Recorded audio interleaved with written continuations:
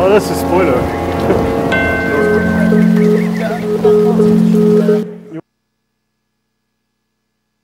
They're doing the health. Ooh, is it starting already? Oh yeah. Hello. Hello. Hi, everybody. Welcome to Animation Exposé 2018.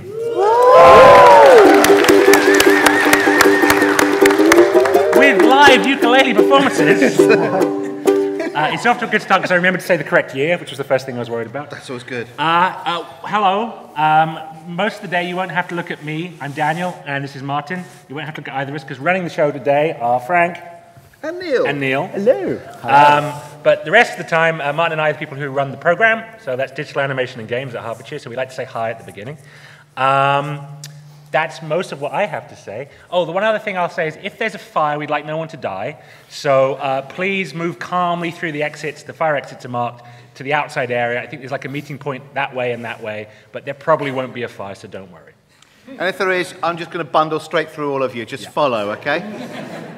Okay, before we get going, we will get going very quickly, we have to just say a few thank yous to a variety of people. We'd like to thank everybody for coming. I know that we're only I'm filling about a third of it so far, but I know we're going to absolutely pack this out by this afternoon. So good luck on finding a seat later. But we'd like to, we'd like to thank a few people. So we'd like to thank the students, first of all, for all their hard work. You know, without the amazing amount of work you guys have done, there would not be any show this afternoon, which would be kind of quiet and not very good. So thank you for all your hard work. Where was it? We'd also like to thank, our staff as well. Dan and I would like to thank very much the lecturers and the admin staff who've put in an enormous amount of work across the year to make everything mostly work. Yeah, I think mostly work is about the best we can manage for that one. We couldn't run, oh, thank you. We couldn't run the program without you, and we'd probably have more with you. Yeah. We'd also like to thank the companies that come today. I know Neil's going to mention some company names later, but we got about close to 30 companies visiting today. I know they haven't all arrived yet, but we're going to be very interested to see them later. So thank you, those of you from industry who've given up your time to be here today. We really do value your time here, and we know that later on you're going to meet a lot of very cool students and see some amazing artwork. We also have to thank Peter Richardson, our subject group leader, for dealing with all our successes and maybe not so mitigating our failures. Mitigating our failures this year. Thank you, Peter. We also have to thank very much to Sean Borstrock, the acting Dean of Creative Arts, for paying for everything, which is very kind of him, because our pockets aren't that deep. We'd also like to thank Jack, Freddie and Kieran, the Creative Arts Media team, for being here. They're going to be recording the day. They may come up to you and ask you strange questions, interview you, want to know weird things about you. Be nice, okay? They'll make you famous. And we also, lastly of all, we'd like to thank Tom and Alberta, our amazing technicians, without whom none of this would actually be working. I'll speak everywhere as well. I think I thanked everyone. Yes, everything. Right, we're going to get off stage. You're lucky. Enjoy the day. Yes. Okay, cool. So let's kick off. Are we already up there, Tom? Good, good. Okay, so let's start off with a quick student show reel, and then after that we're going to start with first guest. So our first guest, Slurpy, so if they could get ready to come on stage. Okay, let's roll it.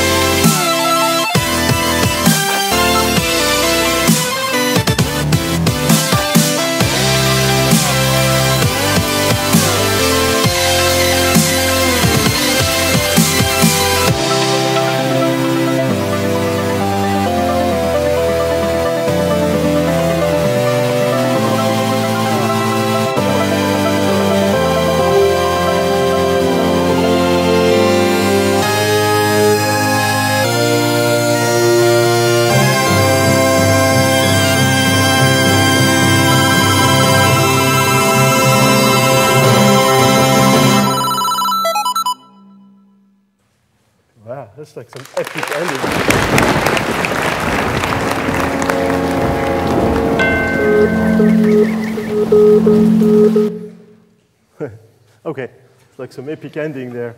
I would like to give a big thank you to all the people who are watching online. So if you guys can go, hey, woohoo! Our first guest is a 2D award-winning animation studio from London, Colney, and they work with advertising company and directly with brands to create a range of animated content. And we have Katie from Slurpy. Can you give her a round of applause, please?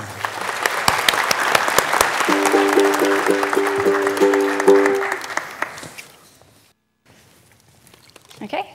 Oh.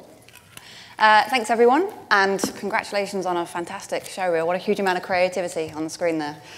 I can already tell you that my presentation is probably going to be the lowest technological thing you're going to see today. So my name's Katie Steed. I'm the creative director at Slurpy Studios. We're a small 2D animation studio, mostly do commercials, music videos, educational films for various clients. So I thought I'd talk to you a little bit about my journey since university, because you're at the start of that journey now, and then talk more specifically about a film that we've made recently. So I graduated about 10 years ago now from University in Farnham, of the Creative Arts, with a film called Death by Scrabble. It's about a husband and wife that hate each other and kill each other through a game of Scrabble. It's surprisingly dark. This film did me pretty well. It won a bunch of awards, and it played in film festivals around the world. So when I left, I was in a fairly strong position. And I knew that my options, anyone's options really when they leave university, is to get a job, to start a studio, to become a freelancer, or to be an independent filmmaker. I started pretty much at the height of the recession. That's when I graduated. So independent filmmaker, not a thing. So it was get a job, start a studio, be a freelancer. And I plumped for start a studio because I had this film and I knew that if I was ever going to do it, it kind of had to be then, riding off the back of this one good thing that I'd actually made. Or your other option is to build a blanket fort and hide from the world, which I did consider, but moved away from eventually. I also had my best friend, Aaron, who is everything I'm not. I'm a creative person, I'm artistic, I'm all over the place, really, but I'm imaginative, I have good attention to detail. Aaron is the opposite. He's organized, he's long-sighted, where I get very focused, very bogged down in detail. Aaron can look at the big picture. He's a great listener, he's very tidy, he's level-headed, and he's practical, everything I'm not. And of course, those two types of people very well move into being a producer and a director. So that's what we decided that would be. I'm the creative director, I'm in charge of the artistic direction of our studio, and I work with the team to make the films. Aaron, he's the one who brings in the work, and he does all the money stuff that I don't really understand, but he does it very well. So when we graduated, what we had was 2 computers, an award-winning film, a light box, which was still used at the time, a spare bedroom, very useful, and a huge amount of enthusiasm. So we set up Slurpy Studios in 2008. Me doing the artistic side, Aaron doing the computer side. I'm going to show you the showreel that we've built since then. Here we go.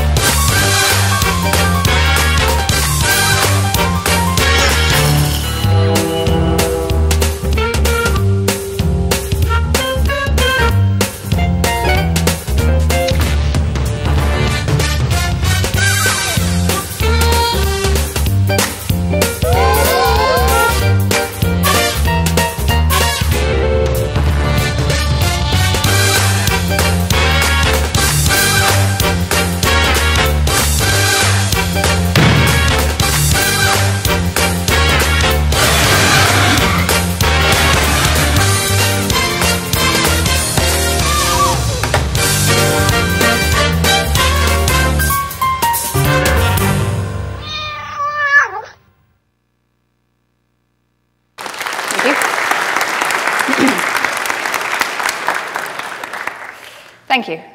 So as you can see, we kind of pride ourselves on not really having a house style. We work with a lot of different artists to create a look for each of our films so that they hopefully don't look too similar to one another. And we're almost exclusively 2D, as you can probably tell. We do work for adverts, music videos, corporate explainers, pretty much standard. Anyone that'll pay us, we do.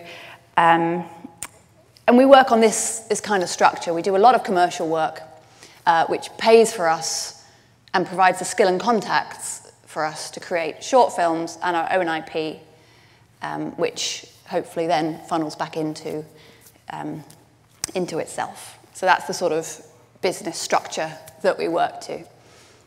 Mostly it's probably 90% commercial work, but what I'm going to talk to you about now is a specific film that we've recently finished called The Mouse, which is one of those short films that we got the opportunity to do because of all the commercial work that we do.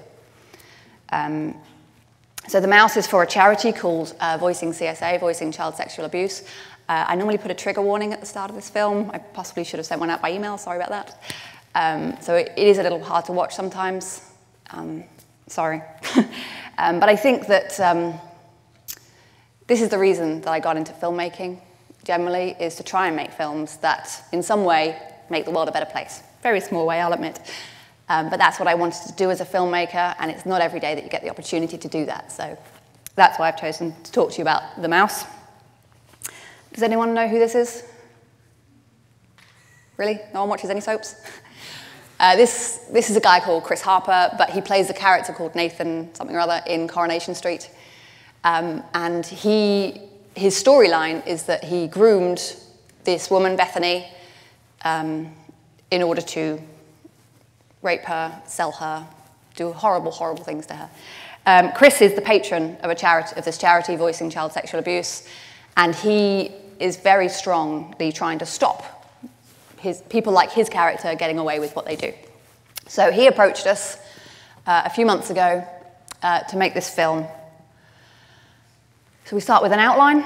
As always, we spoke to a lot of survivors, a lot of victims of sexual abuse, and we came up with some really strong ideas from these ideas of being trapped and caged and helpless. And that's where this idea of a mouse came from. It came directly from a victim. And this idea of puppetry. So we did a lot of visual research. This is going to be the process I hope you guys are going through pretty much with all of your films. A lot of visual research. And we found a lot of these images are all about control and manipulation. These hands, this sort of the Coraline image we've got there. I think that's probably the best image that we found to encapsulate what we wanted from this film. And so we came up with some concept art. This is the first bit of art that we came up with that we sort of felt like, yes, that's got something of what we want. So we moved on from there. And we knew that we wanted this very black and white, very stark look. That's another piece of concept art. So I'm going to walk you through the production of the film.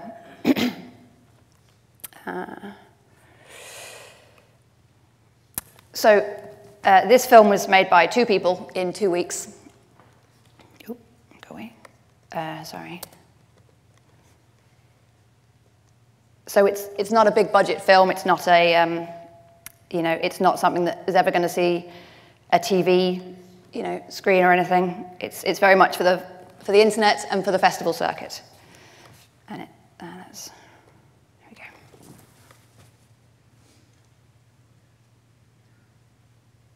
Oh, there's no sound.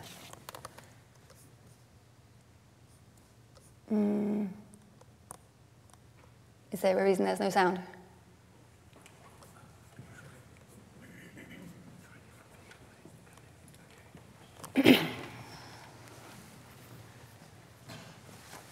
Sorry.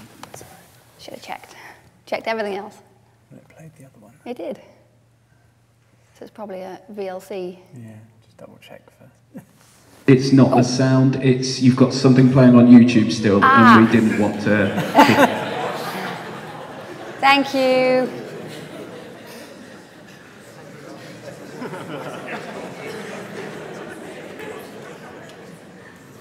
There, that's it. Lovely, thank you. Okay, so this is the first version of the animatic. Sorry.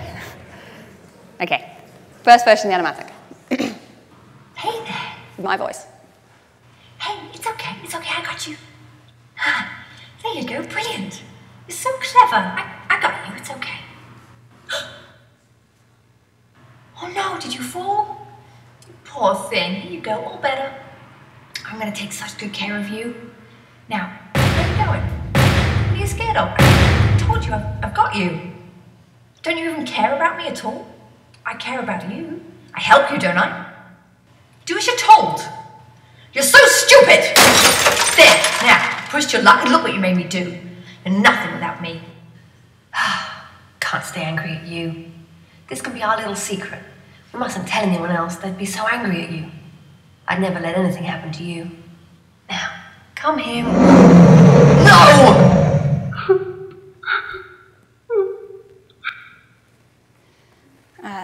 So that's the first version of the animatic that we came up with. And we knew that there were bits in it that we liked, but we knew that it didn't end particularly strongly. And obviously, my voice is not the one we're going to be using.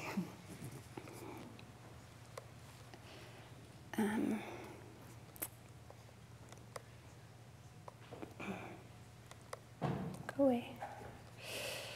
But like I say, we had to get going with the animation. We only had 2 weeks to do the whole film. So we moved on to the animation quite quickly and knew that we could start off on the first half, even though we hadn't got the ending kind of sorted yet. So this is our first draft of the animation.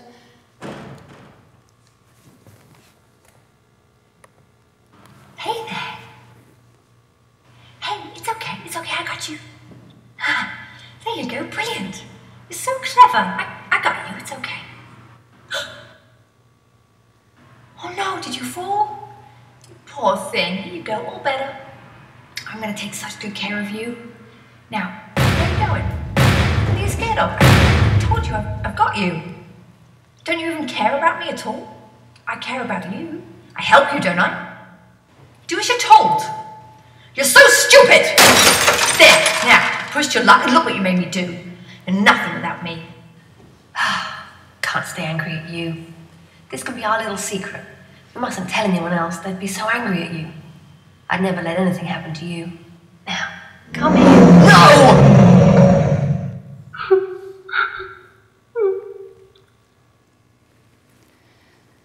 So we started animating. I think that version is a little more cartoony than we wanted, so we took out some of the more, the cuter frames, tried to make the edges a little harder.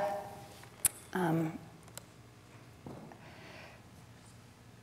then we tried a version with the real voice. So we were very lucky in this film that we had someone who'd spent a lot of time in the mind of an abuser, in Chris Harper, who played Nathan. So the voice performance was really important to us because we wanted to have a very sort of claustrophobic feeling, a very trapped feeling, and we wanted the voice to have a real dominance until the point at which they didn't. So the voice performance was probably the toughest part of this film. So this is what we came up with eventually, but it did take about 5 different attempts. We tried all sorts of things. It was very important to us that both the character in the film and the voice could be as many people as possible. We didn't really want them to have a gender at first, which is very difficult with a voice. So we tried having lots of people recording the lines at the same time to try and have a sort of cacophony. It didn't really work. We ended up going back to just the one voice. But the direction that we gave him was to try and make it as universal as possible. Hey there. Hey, it's okay, I got you. There you go, brilliant. You're so clever. I got you, it's okay. Oh no, did you fall? You poor thing. There you go, all better. I'm going to take such good care of you. Now, where are you going? What are you scared of? I told you, I've got you. Don't you even care about me? I care about you. I help you, don't I? Do as you're told. You're so stupid! There, now you pushed your luck and look what you made me do. You're nothing without me. I can't stay angry at you. This can be our little secret. Mustn't tell anyone else. They'd be so angry with you. I'd never let anything happen to you. Now come here and we'll... No!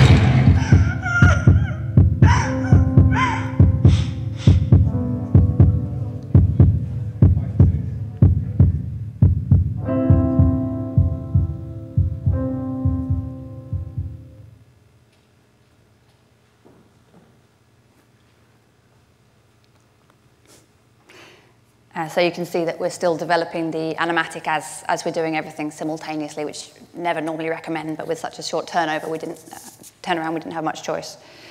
So the animatic is still coming together as we're kind of doing everything else. So the next big challenge, of course, was the music. Music has always been, I think, my weakness. It's not something I feel very confident directing people to do. But I got really lucky with this film, just as I was starting to stress about the music, just as we'd had sort of 3 or 4 tracks back from the musician that I wasn't really happy with, but couldn't really explain why. I came across a film called Consent, which had exactly the right mood that I wanted. And what it had was a track that at the beginning was kind of happy, and then they'd managed to, magically, making it a minor key or something, or slow it down, and they'd managed to use the exact same track at the end and make it slower. And that I knew as soon as I heard it that that was exactly what I wanted. So I'll quickly play you Consent because it was really important to this. Well, this is just a trailer for Consent. It's really important to the mouse's progression that I came across this film when I did.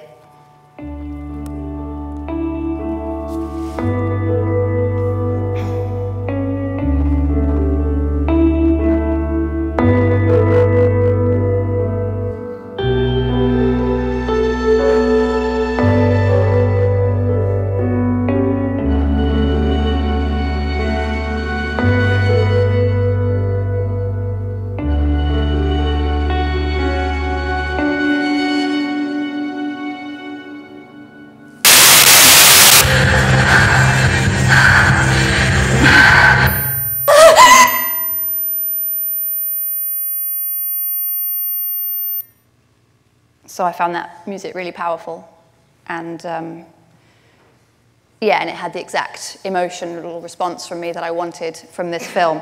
So because I hadn't really been able to explain what I wanted to my musicians, I stole that film Consent and I put the music to our film. So not so I could steal the music, so I could explain to our musicians what I wanted. So this is the mouse with the soundtrack from Consent. Hey, it's okay, I got you. There you go, brilliant. You're so clever. I got you, it's okay. Oh no, did you fall? You poor thing. There you go, all better. I'm going to take such good care of you. Now, where are you going? What are you scared of? I told you, I've got you. Don't you even care about me? I care about you. I help you, don't I? Who's your toll? You're so stupid! There, now you pushed your luck and look what you made me do. You're nothing without me. I can't stay angry at you. This can be our little secret. Mustn't tell anyone else. They'd be so angry with you. I'd never let anything happen to you. Now come here and... No!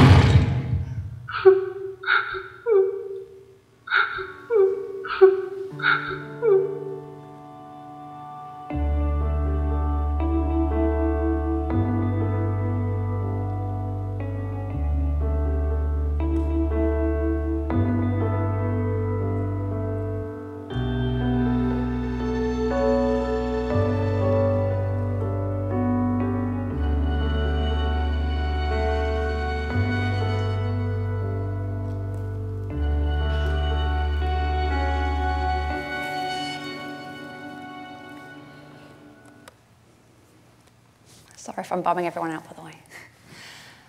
So that was pretty much the process that we went through to get to the final film. It was made in TV Paint, so it's pretty much just the animation left to do, and of course the musicians had to come up with their final version of the film. So I'll play it to you now. Hey there. Hey, it's okay, I got you. There you go, brilliant. You're so clever. I got you, it's okay. Oh no, did you fall? You poor thing. There you go, all better. I'm going to take such good care of you. Now, where are you going? What are you scared of? I told you, I've got you. Don't you even care about me? I care about you. I help you, don't I? Do as you're told. You're so stupid! There, now you've pushed your luck and look what you made me do. You're nothing without me. I can't stay angry at you. This can be our little secret. Mustn't tell anyone else. They'd be so angry with you. I'd never let anything happen to you. Now come here and we'll... What? No!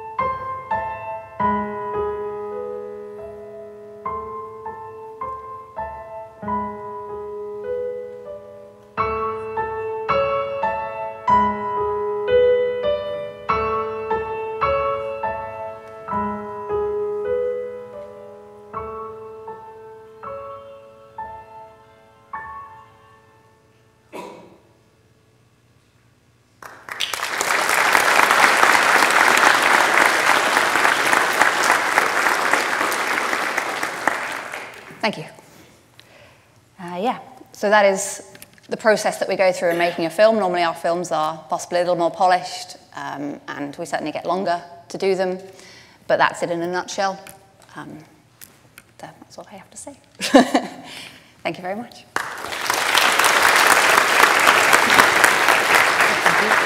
Thank you. Questions, you think?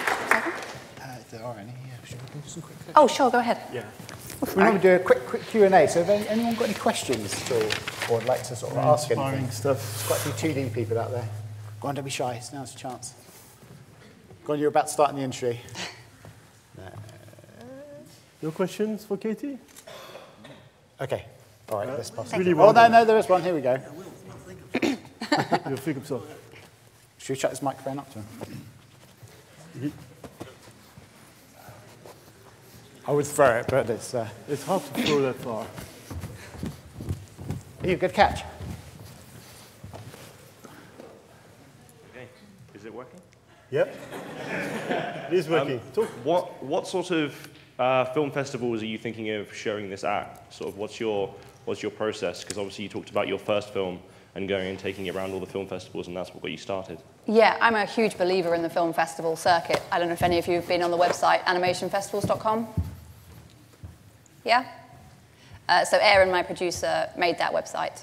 And so when I did Death by Scrabble, I had about 3 months where I was working in a very boring job, where I was sort of monitoring someone's website, Endemol's website. And I didn't really actually have to do any work, so I spent 3 months submitting the film to every single festival I could find. And that's why Death by Scrabble was so successful. It's not that it's a particularly good film, and it's not that it had a particularly high hit rate of festivals, but I entered it into every festival. You know, I entered it into maybe 200 and got into 100. 50% hit rate isn't that great, but no one asks about how many you entered it into. They just care about how many you got it into. So we're using a very similar strategy with this festival. The database that I created for Death by Scrabble got turned into the website animationfestivals.com, which, if you haven't discovered it, is an online database, interactive database, that lists every single film festival we can find. You can sort things by the country they're in, when the submission date is, whether or not they're free, the kind of animation they're looking for. So we will very much use the Animation Festival's website to submit this film to every single film festival we can find. When I submitted Death by Scrabble, it was on DVD, so every film festival cost you £3 or £4, so it was a bit of a commitment. And when Aaron, who was 2 years older than me, set his film out, it was on beta tape, so it was like £20 a film. And now it's free. It's pretty much free to submit to a festival. There is no excuse for not spending every minute of every day, now that you've graduated, doing that.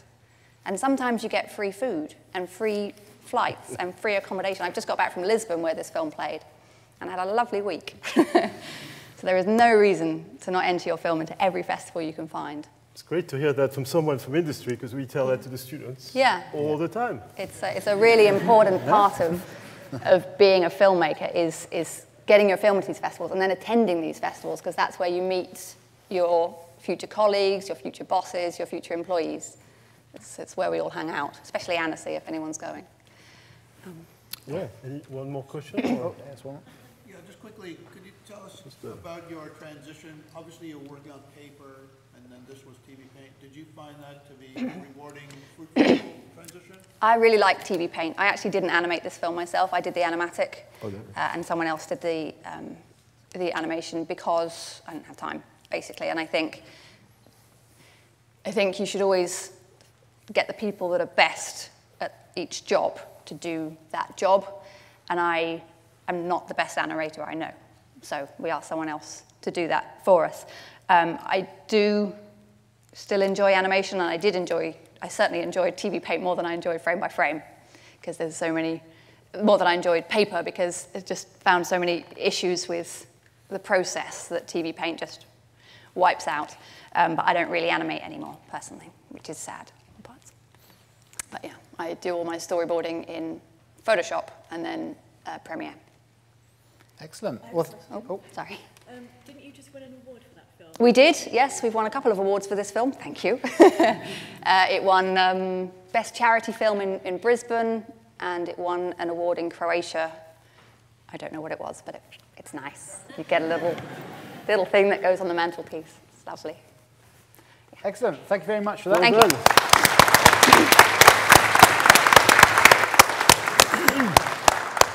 Okay, so next up we have an ident. No, we don't. Yes, we do. Next up we have Nigel Ang from Rare. It's a Microsoft Game Studio. It's been going since 1985, so let's give him a nice warm welcome. Thank you very much.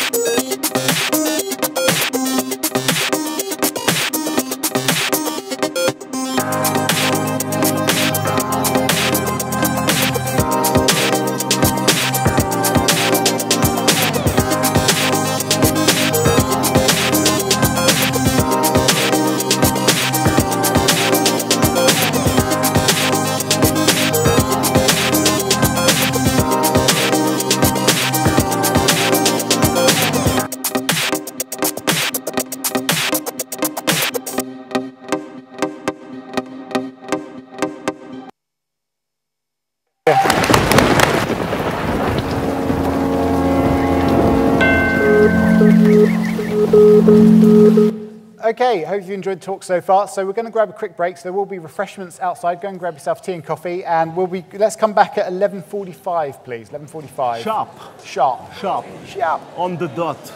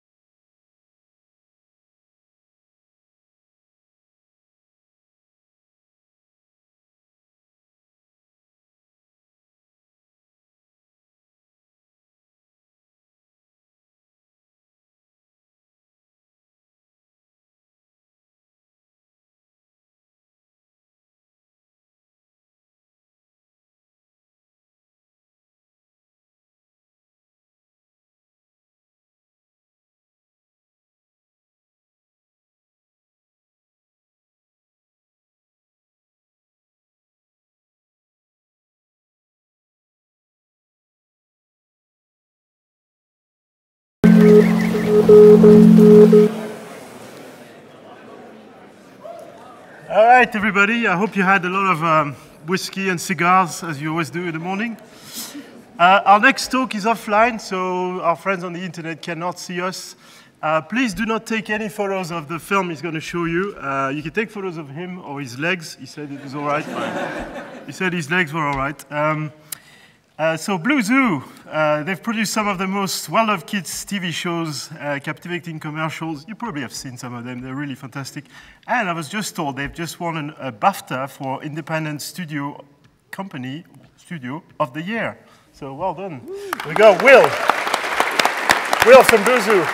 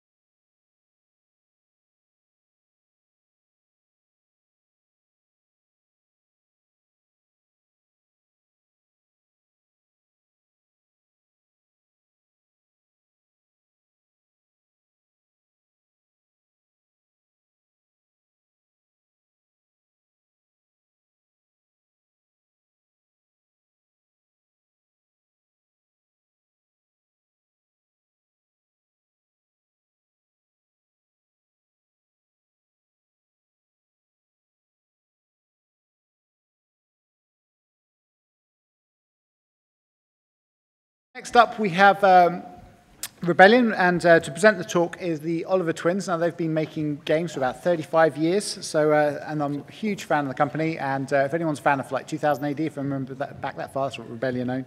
But the Oliver twins, I've watched these guys talk many times before. Fantastic. I've really enjoyed their talks. So give them a warm welcome. Thank you very much. Cheers. Thank you very much. Where's the clicker? Two clickers. Which clicker?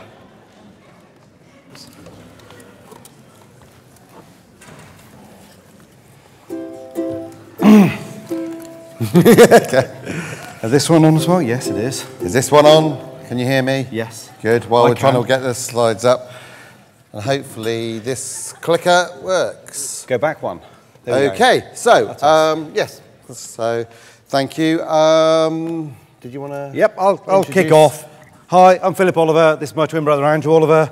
As Neil said, we've been making games a lot longer than pretty much everybody in this audience has been alive. I always used to say that like 20 years ago, and I'm still flipping while saying it now. Yeah. So anyway, soon I'll be talking to your kids as well. Hopefully, all being well. We're going to start a little bit about the company now that we're working for. But the main reason we're here is we want to actually depart some knowledge that we've gained over the last, well, few decades making video games. And then questions if there's time.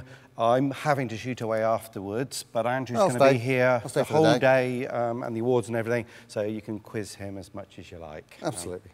I'll be on my way. Okay, a little bit about Rebellion. About Rebellion, we had our own studio over the years, Blitz Games and Radiant Worlds, although publisher pulled rug out from under our feet, so we've now with Rebellion. They're a wonderful new company. We now make 3 studios. The headquarters is in Oxford. You can read all the bullet points. I won't go through them. But the founders and our brothers, like us, only we've got Jason, who's a knight. Well, actually, he's OBE, but at the weekend, he literally, he's really into horses. That's his hobby. It's a cool hobby. It is a very cool hobby. And that is his horse. And he jousts. And that is his armour. And yeah, so he jousts at English heritage places, and you often see him on posters. Although most of the time he's got his mask down, but it's quite funny that he runs a software company during the week and he's a night at the weekend. In the evenings. Yes. Aha! Okay. Yes. Okay. And yeah, Chris is more of a family man, but very much running the company. And used to be a coder. So, and his brother was more the artist and creative. So moving on quickly, these are the sort of games that they're known for. So if you don't know Rebellion, or you do. How many people have heard of Rebellion? That's a pretty good show of hands, yeah. What about some of these games? Have you played some of the games? Put your hands up. Have you played some of the games? Okay. Yeah, not bad, about half. Yeah. Cool. That's good. So these are the games that they've been known for. They have been around for sort of 20 plus years, so therefore... 25 years last year. Yep. It was all via publishers, but nowadays it's all self-publishing on platforms like Steam and the App Stores and going through with Sony and Microsoft. So this is the Sniper Elite 4, which is... obviously a sequel of a sequel of a sequel, but it's a franchise that has done phenomenally well for them and put them in this position where they completely control their own destiny and can do the games that they wish to do. So we'll show you a quick clip of that. I will just say it's mature rated. This is a Second World War game. It was a bit gruesome in the Second World War.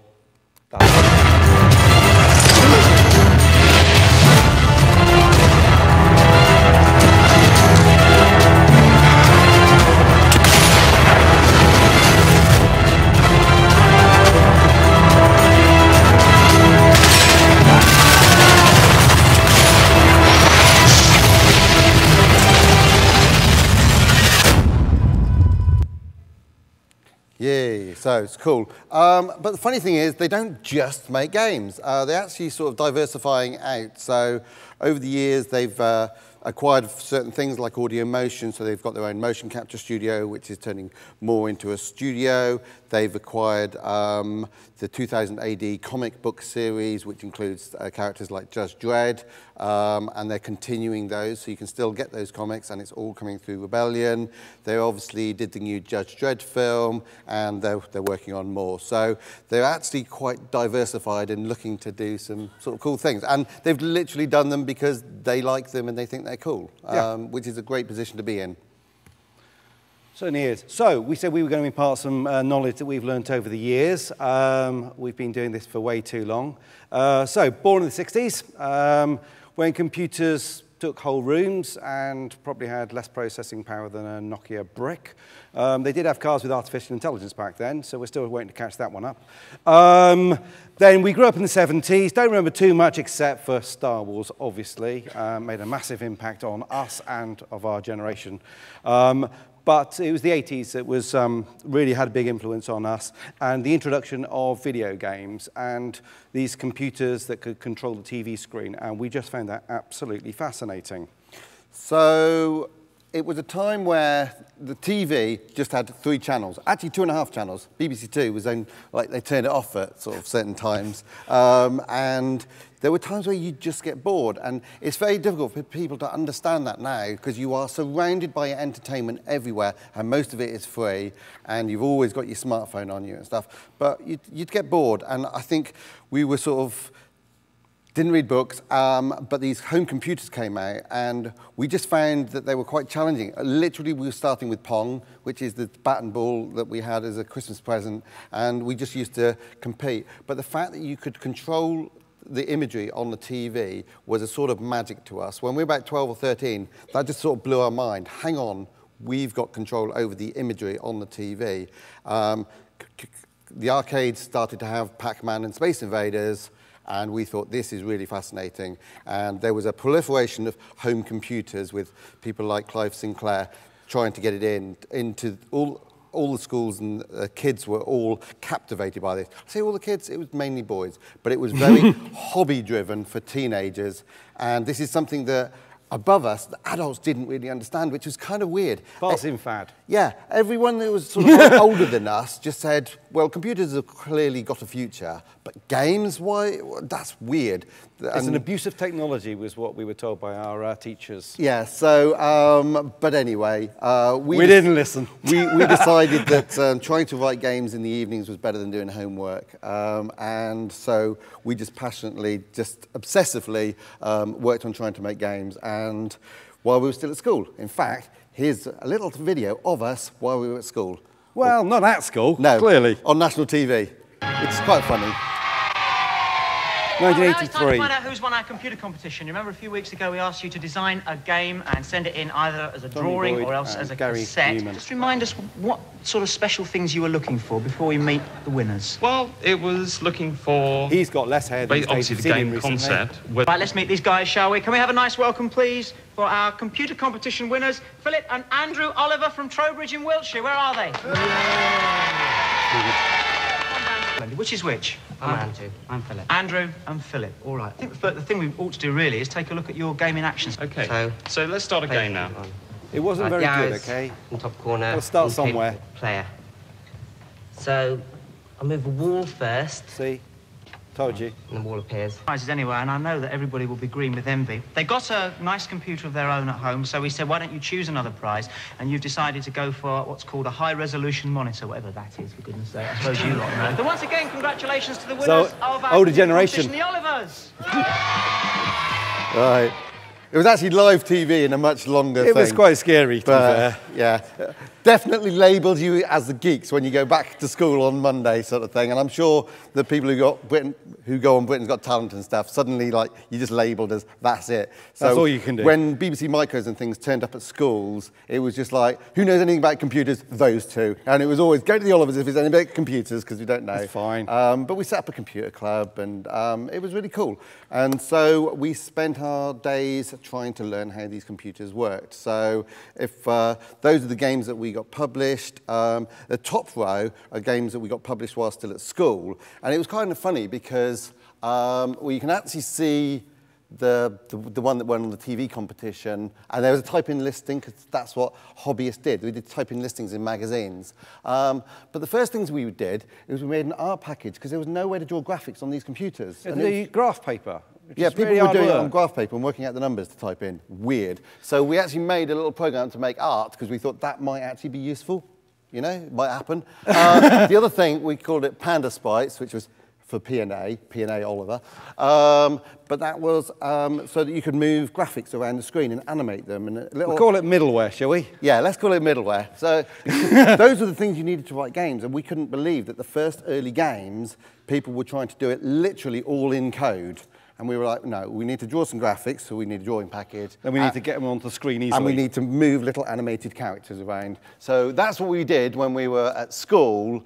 And then our sixth form was the next row, which was just a set of little games, trying out using our middleware package to see if we could make stuff and improve it. And then on leaving school, we didn't go into university. But then if we'd have gone to university, there wasn't any sort of games courses or graphics or anything. That just didn't exist, and we just wanted to make games. It was an abuse of technology. Yeah, so, but we met the Darling brothers, who were just setting up a company called Codemasters. You may have heard of them. And we were there sort of day one. And the next few years, while all of our mates sodded off to university, we lost all of our friends, but we did find computers and not many distractions. And so the next few years, while they were at university, we wrote lots of games for Codemasters. And a few others. Do you want to do the lessons we learned during that period? Yes, okay. Yeah, I mean... Oh, by the way, somebody, the guy from Rare, sorry, I've forgotten his name, Nigel, said he had 16 colours on a texture that he was allowed to use. Bloody luxury. We had 2, but you could choose. On or off, black or white. But it had like character attributes, and you could and then work you had 7 colours total you could choose from, but one of them was magenta, so you can throw that one away. Yeah. One was dark blue, which if you put it against black, you can't see it anyway. Yeah. Don't put red and blue next to each other. The TVs just blur the colours. But really, you didn't have many left. So anyway, we just spent an insane amount of time and effort just learning that skill. There was no internet. That's a weird thing for you lot to understand. It's like... and books were so rare and difficult to find, but also they cost a lot of money. So well, they were kind of not relevant. That people who could write games were writing games, not writing books. Yeah. So there wasn't anything. So you just literally just sit in front of a computer and you just work it out yourself. Well, there is something called pair programming, which we've discovered recently, which we think we might have started that one as well, because we were pretty good at that. And actually, that's a really good thing. The games industry particularly, but you'll probably find it in animation, is there's lots of brothers and things, that, or pairs, because solely doing something on your own can become very lonely. You can't critique each other properly. You can't critique yourself very easily. You need somebody else at the same skill level to be able to critique you and come at things from a different angle and gee you along a little bit. Yeah, and challenge you. And when you're having a sort of tough time, you're able to sort of collaborate. We were sort of writing those first games at home with mum and dad. They had no idea what we were doing. They don't know what a computer is. It's like, and they'd come in and you go, oh, look at this, it's amazing. I've just done this thing. And they go, oh, that's nice, love. That's very good. They would have said that whatever we'd have presented. So it really didn't matter. But when you're working together, you respect each other and you understand what the challenge was. And I don't mind criticising him. Yeah, and I criticise him back. So, but then sometimes we're just having a really tough time and you just need to talk through a problem or talk through something. Or you wanted to have a lie-in and I didn't want you to have a lie-in. So there's a fair bit of that. Pairing up with people works really, really well, and always has done. So, and you'll find a lot of pairs that run companies and make games and things. So, having done all of that 8-bit games and creating an enormous number of games, 50+ games or something, the technology moved on quite a lot, and we decided we had to either be part of a team somehow. We could either lead that team and create our own team or join another team, which at that time would have been Codemasters, which we had some issues on that, but we'll not go there. So in the 90s, well, this is the 90s. You guys can't remember this. Yeah, but that really shouts 90s right there. You might remember some of the games, but that's more from history lessons.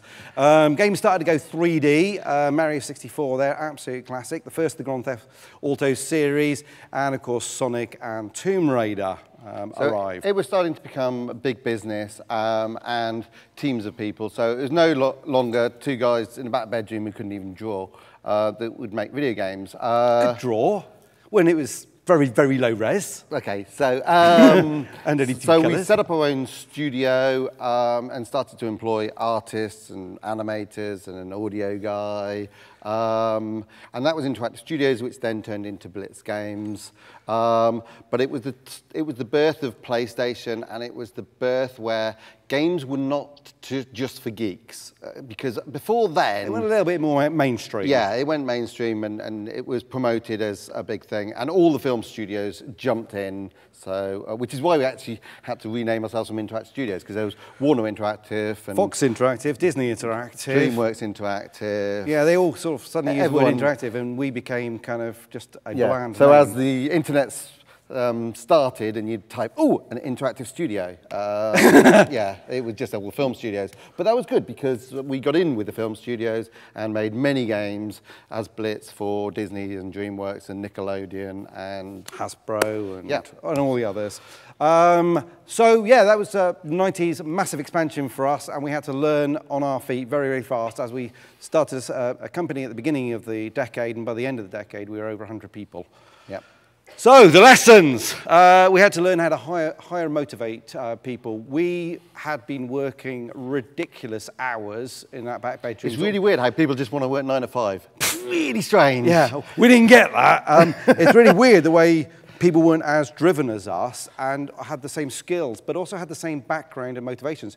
When I came up with an idea, I could very shorthand quickly talk to Andrew about, oh, do you remember this and that and that and that and that? And Andrew's immediately got the same picture in his head. It's all shared experiences. Yeah, but the minute you sort of talk to somebody new that you didn't grow up with, they're going, no, I don't get it. No, no. And everything is so long. And also, we had very much shared visions, and what we found is if you don't plan things out properly, people just go off in all different directions. They've all got their own ideas, and quite frankly, they don't really want to be steered. So we found it very, very difficult in the early days of actually getting a good team atmosphere, everybody motivated, everybody pulling in the same direction, and then sorting it all out. But that was all about sort of scheduling everything, and as the budgets went up, the margins went down.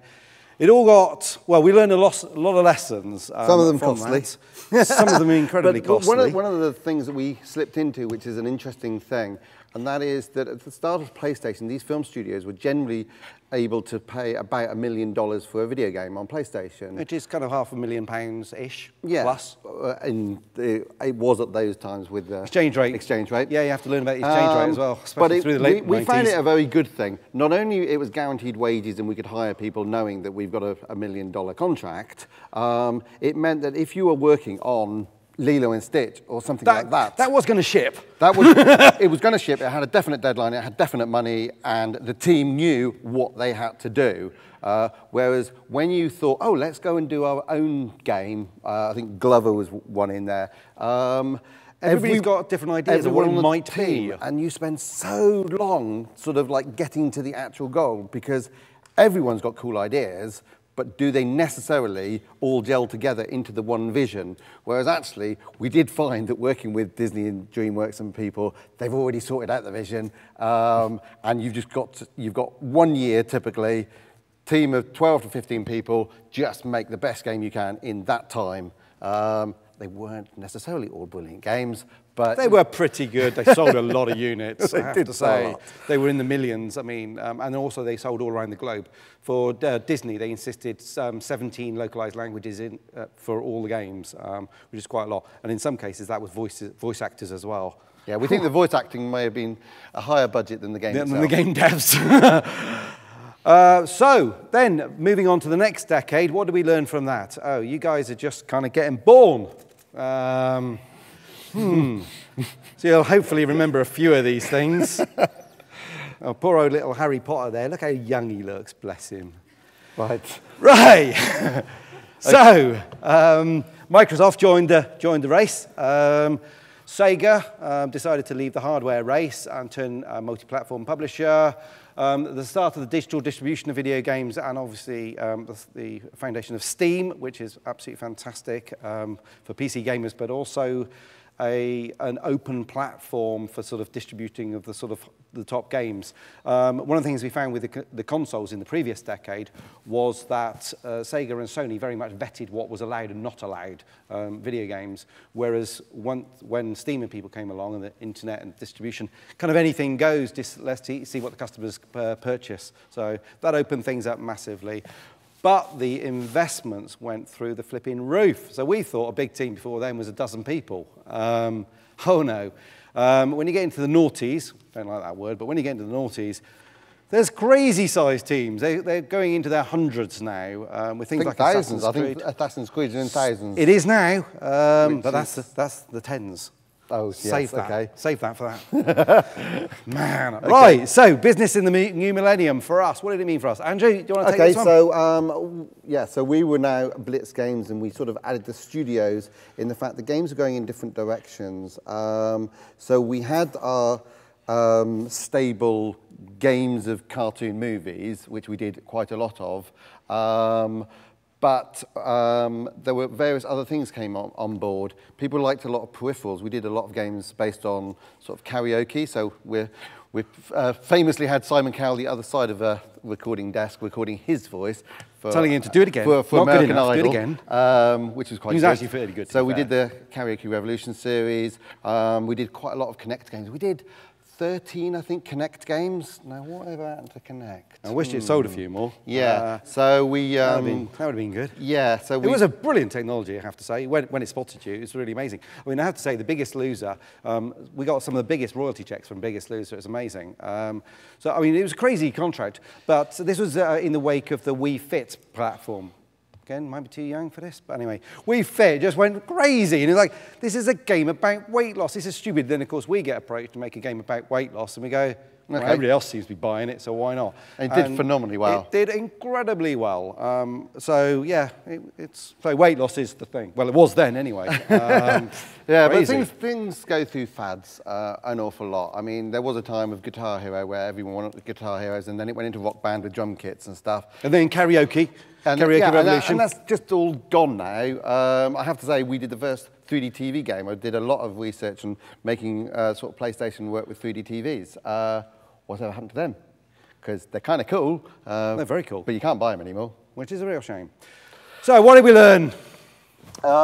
Yes, so we were seen as a work-for-hire developer because we got in with Disney and DreamWorks. Now, we thought it was the coolest thing ever, but it's really hard to get out of it because once you've done a few big ones, people go, well, yeah, when we've got a cartoon movie, we'll come to you guys, but we're not. So we could never do first-person shooters or racers or something a bit edgy. We were lucky that we got Dead to Rights. They sort of took a flyer on us, and I thought it was pretty good. It was amazing. We did a great job of that. Dead to Rights 2. Retribution. Yeah, the Rebellion did Dead to Rights 1. Yeah, so, yeah, it was the Lilo and Friends Stitch. of ours, literally. Was it the Lilo and Stitch team or the Barbie team that worked on that? I don't know. But the thing is, it's like people are very adaptable, artists and animators. It's like people have certain styles, but they don't necessarily want to just stay in them for years and years. Some people want to sort of grow and do different things. And we had about 5 or 6 teams, and so people would move around. Yeah, I want a correction. That was actually Mummy. We did Mummy 2, Mummy Returns with The Rock. And it was Mummy that Rebellion did, and then we got given the follow-up contract, and we didn't realise it, and they were best mates of ours, because we always used to sort of talk at pubs and restaurants and trade shows and stuff, and go, can't tell you what worked, and can't tell you. We didn't realise we'd actually won the sequel of the game that they'd worked on, so that was a bit of a shame. That's all right, we're all mates. We're all mates anyway. Yeah. And we're all working together now, so that's fine. Yes, so we did find that we started to do some serious games for medical and army contracts and stuff because they wanted to do simulations, which was an interesting side, but we did find we spent more time having meetings and doing demos than actually paid work, which was kind of annoying, but it's interesting how our skills can go into medicine or various other areas. I mean, that's one thing I would say is that in sort of since the millennium, there's lots of games courses, which if you look at the size of the video games industry and the special effects industry, you might think, well, is it too many? And arguably, there is a lot of courses out there. But the thing is, all the skills that you actually learn for trying to make video games can now be applied to so many businesses that I'm actually not too worried. If you've got the good skills, there are the jobs out there. The games industry can only take so many. Special effects and films and TV, and those companies can take some more, but actually everybody's needing them. We've got Jaguar where we live. We're in Leamington and Warwick, and we've got Jaguar. And they are hiring like mad for computer programmers and UI artists and all this, because cars are all having to sort of be controlled by the computers now, which is cool, very cool. Moving on, we're going a little bit slower. We digress. Yes, we need to go Going faster. into the teens. Okay, quick. Right, some of you guys can remember some of this stuff. Okay. Yes, so it at least, games was sort of like, were getting into certain genres and just being very fixed. And at least now, with the introduction of mobile phones, people were suddenly going back to small games, puzzle games. Lots of indies started sort of jumping up and having success with various and little lots of experimental things. Stuff. Yeah, and then obviously we all know about Notch with Minecraft. It's like, here's a guy who worked at a big software company who decided to sort of break away and do something a bit wacky. He actually tried to publish it on Steam, and he couldn't publish it on Steam, so he published it on his own website, and it went phenomenally well. You probably heard of it. Yeah, you probably heard, you probably heard of Minecraft. So the big games got really big, but then things went off in different directions onto mobile phones and onto... This is a bit where you can do Steam. thousands. Games made by thousands of people, like Yes. things like Assassin's Creed and Call of Duty Which is and just stuff. incredibly impressive. This was actually the last two games that we did as Blitz games. So we did the games for Epic Mickey 2 and Puss in Boots, which we're phenomenally proud of. They were huge games with huge budgets. There was a funny thing when we were working on Mickey that the size of it was massive, and they needed to get it out for Christmas, and it was like, all right, let's start hacking levels. This isn't going to happen. People have overcooked it, and the budget was too big, and people from Disney were saying, we need to just calm it down now. And it's like, you did put Epic in the title. Can't get away from that. Can't cut too much. So I think there were a few hundred people on that. Well, it's 600 people total. We didn't meet them all. But there's 600 people credited as making Yeah, Epic and a Mickey lot 2. of these people were in Asia. We used an awful lot of contractors in Asia, which was cool because I got to travel a lot. But one thing that you want to bear in mind is there was no lack of talent over there. Okay, they were a lot cheaper and they were very talented. And that's what opened your eyes. Yeah, I mean, in a way, I felt a bit like dirty because I'd rather keep everything sort of British. But at the end of the day, we've got to deliver a product. It had to be massive, and we were just looking at art studios. And you've got to look at the budgets. And yeah, it was very effective, but and they ramped up very fast. It's possibly a worry for you guys that just people be can very, do that. very good. Yeah, just be fine. good. Just be better than everyone else. Anyway, unfortunately, they were the two last games because Disney and DreamWorks and various people And THQ. dropped out of doing console games, and that's what we did, and effectively... So we lost a few major clients, so unfortunately Blitz was no more. We immediately set up a new company called Radiant Worlds, and we decided to take an interesting business move, which is to have one client and one client only on a massive game. Was actually working fantastically well up until last year when, for no reason that we know, they decided they didn't want to continue it, which is very strange. So they put the game on hold, which is where we put the money on hold as well. So, so that's the bigger problem. So we actually put the company up for sale, and in fact we had a number of companies approach us to buy the company, and it ended up being our good friends, the Kingsley brothers, who we have known pretty much since they formed their company over 20 years ago. Rebellion, they're based in Oxford. They came up, met us, and put a lot of trust in us. And they actually signed a deal to buy the company within 30 days of the first meeting, which is very, very cool. And I have to say, we really like working with them. They're fantastic, and we can continue to just make great games, which is what developers want to do at the end of the day. We don't actually revel in having lots of pitch meetings and flying around the world trying to convince people to sign contracts and trying to convince them then to pay the money attached to the contracts that they signed, which, by the way, is the bigger job, which is a bit unfortunate, but it's just the way it is. Here's another game that we are working on. I probably shouldn't say working on at the moment, but no, this is one that got released a year ago and was very successful. If you're a bit squeamish, then probably look away. Will it just kick off automatically? I thought it would. It chose not to. Oh, you're going to just... I'll brute force it. Or maybe not. It's self-censored. Not for this audience, you don't. Should we move on? Because we're running Let's a little move bit on. late. And, We will. We're between you and your lunch. Let's just quickly move Nazis on. ambiance, It's cool. army. Whatever. Clues in the title. So, what do we learn from the teams? Digital distribution, very, very cool because it allows huge diversity. It actually expands the market greatly. It lets everybody start developing, making games, throwing stuff out and seeing what sticks, seeing what the audience wants. You find niches, you find surprises, Minecraft being one of them. Everybody comes in. But of course, everybody coming in does, as Andrew said, mean that means the whole globe. So anybody, anywhere, can start making games like Flappy Birds and having a phenomenal success overnight for, I was going to say, no good reason. Anybody played Flappy Birds? No, it's all right. Don't worry. Move on. Yeah, whatever. There is a reason.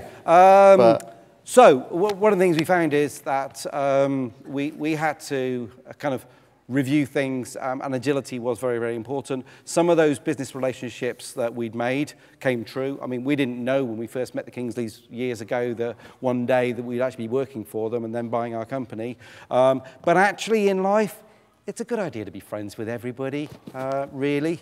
There's no point in burning bridges with anybody, even when you do realize you've just taken the sequel of the game that they made. But we didn't know!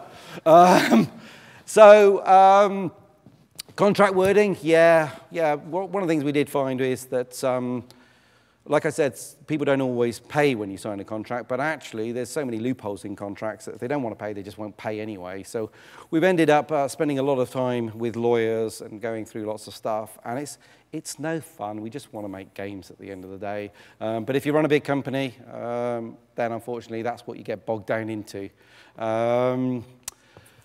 There are different business models occurring with free-to-play and everything. That's really important to take into consideration these days. Rebellion actually has a business model of there's a big game, campaign, story-based, that's the price, do you want to buy it, yes or no? Actually, it's nice and simple, and it kind of works for them, and it now works for us, obviously, because that's what we're doing. But, of course, there is the whole free-to-play market, which is an interesting space in itself. And as it says at the bottom, look to the future with optimism.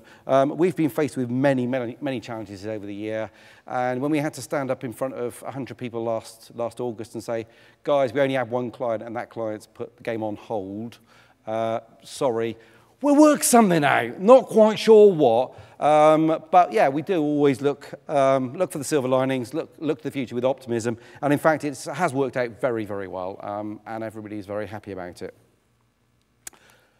So this is one of the ones that probably half the studio's working on right now. Working on this one. You've got to show this one. And this is coming out in August. Go on, please play. You've got to play this one. Man. All right, I'm going to flipping folder where it is.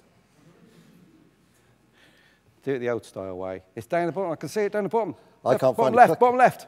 It's that one, isn't it? No, sorry. You've seen that one? Sorry, the mouse pad is... I have to say, I've been doing PowerPoint presentations for the last 20+ years. And videos... Embark on an exotic safari into danger where few dare go and fewer return. Fantastic and forgotten civilizations, shrouded in mystery, treacherous tombs and unfathomable evil never before seen by any human now living.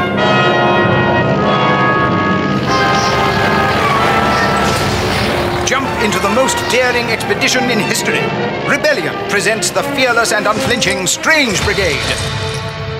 Get off.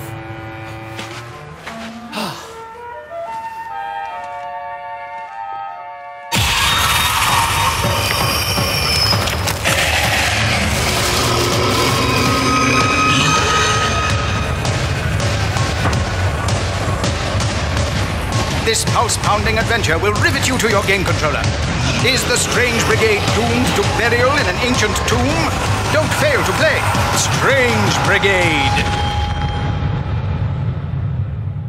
Right.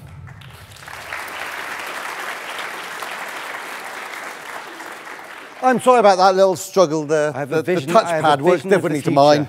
That one day, I thought a touchpad videos will just work in PowerPoint. That's obviously in the future. Technology will do what it's supposed to do. It is pretty cool, though. So we thought we'd give a little bit of a future vision. That's just a future wish. Yeah. So, I mean, AR, VR. Who thinks it's part of the future? It's... Okay, yeah, go on. Hands, yeah. Hands, VR, yeah. AR. Okay. I mean, yeah, a bit sceptical. That's about a third. I mean, we've got in this industry and we always jump on the sort of new technologies, and we love it because it opens new opportunities. Whenever there's a new piece of tech, it creates new opportunities. Yeah, but it's sometimes it can be niche, and sometimes it can sort of come and go, as we've seen with technologies.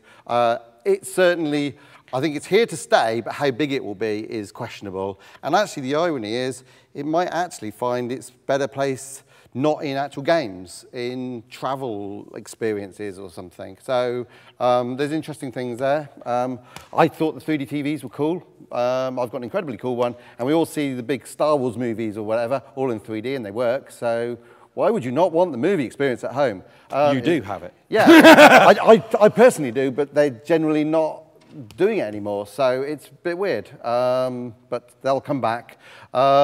Games will continue to evolve. They'll get bigger and more epic, and they will go in different directions. But the thing to remember for you lot is that creativity and content is king. People will always want new and fresh, no matter what, because there are certain things in this world, like if you're a Microsoft programmer working on Word or something, where you just go, most people want you to just leave it alone. There's a few bugs in that. Yeah, they can fix the bugs. But most people just want it to just do a certain thing. Whereas in the entertainment business, you have to keep creating new, fresh content to keep things moving. And it's these different technologies suddenly give extra strings to your bow to allow you to create something new and different that has never been seen before. And that's why it's such a cool industry.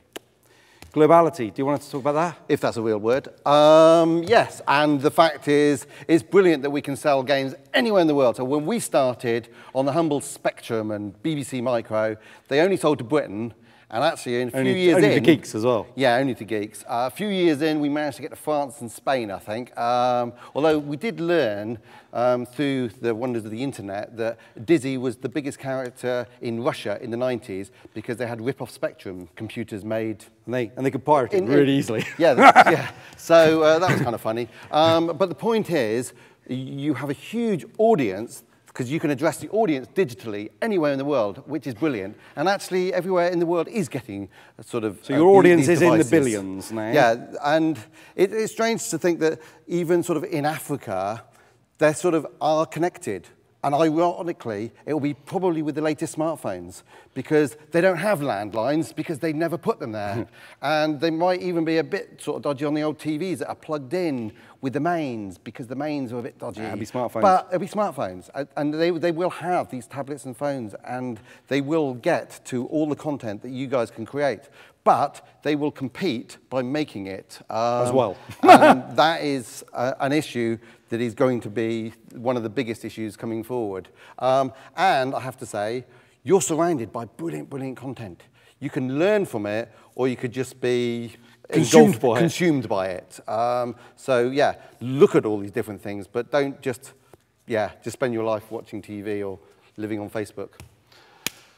Okay, shall we just move on? Because we're against time. Really cool game that Rebellion produced last year, Battlezone, based on the classic 1980 arcade machine, which me and Andrew grew up on, which none of you guys were alive, but it was a very, very cool, one of the first 3D games.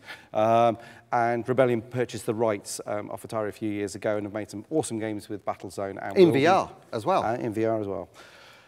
Lessons for the future. I'm going to read this one out. We overestimate the change that will happen in 2 years, and we underestimate the change that will happen in 10 years. Bill Gates, a smart guy, did well out of being quite smart as well. And the most important thing is, change has never happened this fast, and it will never be this slow again. Trying to predict the future is a really tough thing to do, but there's going to be a hell of a lot of new stuff, and on that new stuff, people will want content, and they will want new experiences, and that's what you guys have to make sure you can do.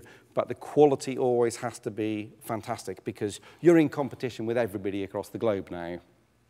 We did have a few more slides, but I'm just conscious, how are we doing for time? We are over. Yeah, advice about making games. Yeah. Make really good ones. Yeah. We did have a few more slides, but I'm honestly thinking that we've run a little bit over, so. Yeah. I'll stick that up on screen. You can think about that one. Q&A. You can think about that yourself. There's some genuinely good advice there. Thank you very much. Somewhere. I think someone ran off a bit. Question? The box. The box, the magic box. Don't forget speaking this up. There's one over here. There was a lot to squeeze in there. Throw it. Go on. Question there. Come on, you can throw it that far. Hey! You threw it too far. Nice. Too strong. Hello. Hello. I've got a question, obviously. Excellent. You've got the mic as well. Thank you. Do you think it's more difficult to set up a studio now than it was back when you started? Challenges are very different. I mean, the thing is that you've got an awesome set of tools. I mean, things like Unity and stuff like that. You can actually create the games relatively easily. You can then distribute the games relatively easy because of the digital platforms. But you don't get it noticed. And the stores. But then so can everybody else. So you've now got a huge amount of competition. So it's actually, how do you make sure that people come to your game and get your game noticed? So I would say you can create a studio, you can create a game, you can get it out there. Can you actually get enough money back in? And that's prompted on that slide there. Can you actually get enough money back in so that you can pay the bills and do it again? And that is a real challenge these days. And I guess for us, being able to make a game on a Spectrum or something, there were so few people able to do it that actually we'd cracked that one, and then we were sort of already quite a small pool of people who could do that. And then we were fortunate enough to meet the Darling brothers, who were just setting up Codemasters, who had a great marketing plan and a great way of getting the games into the shops.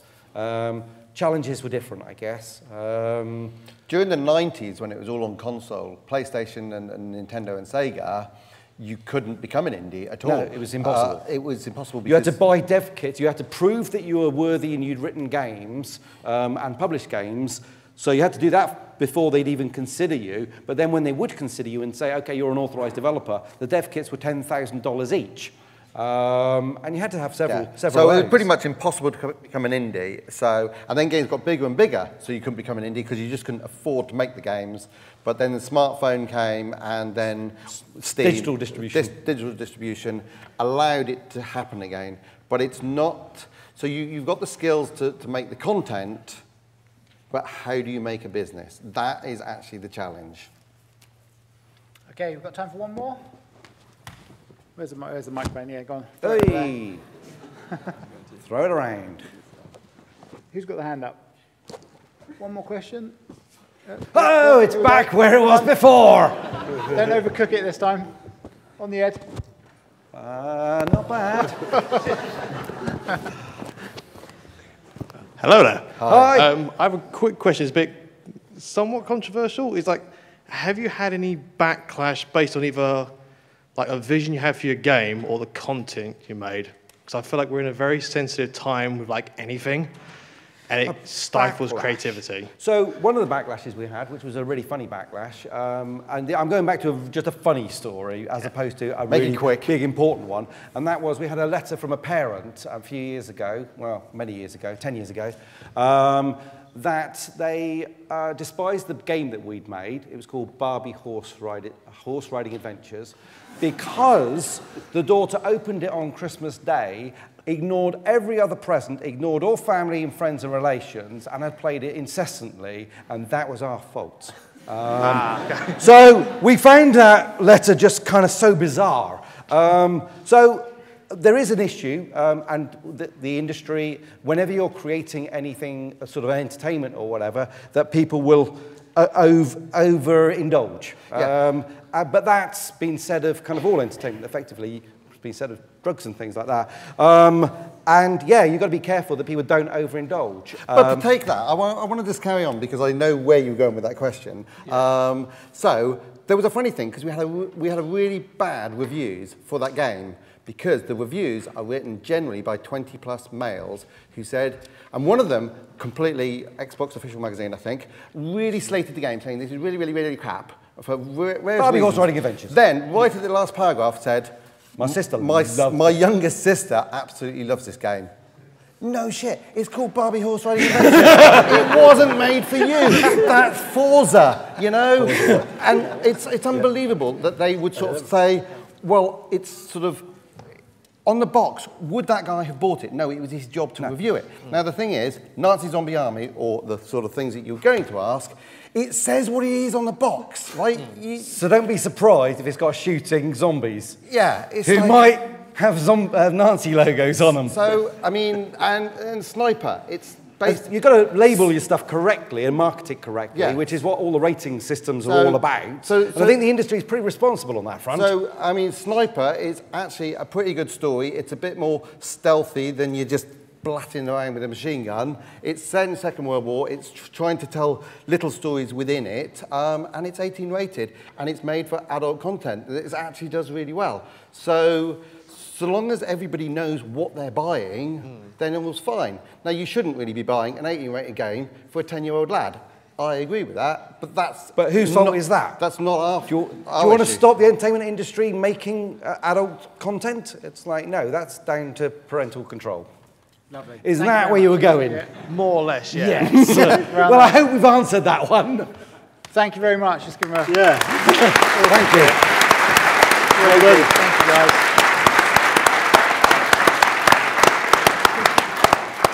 Perfect. Thank you very much. People born in the 60s are the best.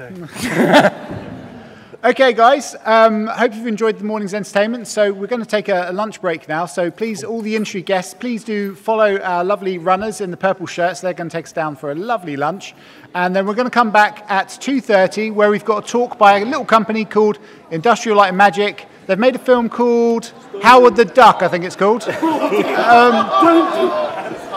See you after lunch. Thank you, guys.